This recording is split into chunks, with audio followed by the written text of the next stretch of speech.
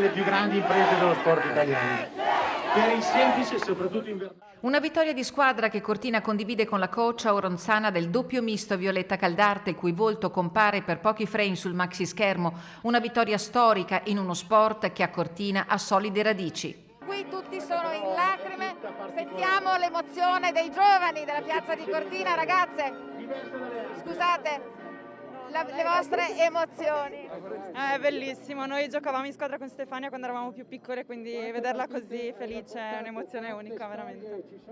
L'oro, Stefania riporta l'oro a Cortina ed è la prima donna olimpica a Cortina. Sì, esatto, Stefania se la merita tutta, se non se lo merita Stefania non se lo merita nessuno. Ci ha sempre messo una dedizione allucinante in quello che fa e vederla così felice è veramente impagabile. Donna Ivano, il parroco di Cortina, giustamente ha dato il via al risuono delle campane. Le campane sì, perché è un paese che fa festa per una ragazza nata qui, vissuta qui, che abita qui. E quindi è giusto che un paese faccia festa, tutto il paese.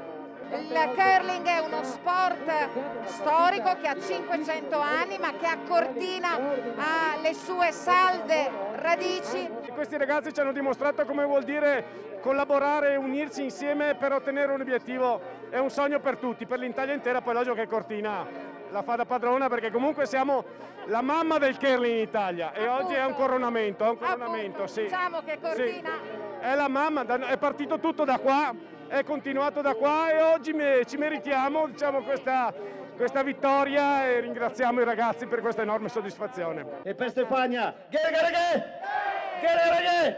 Ghere, ghere, ghere!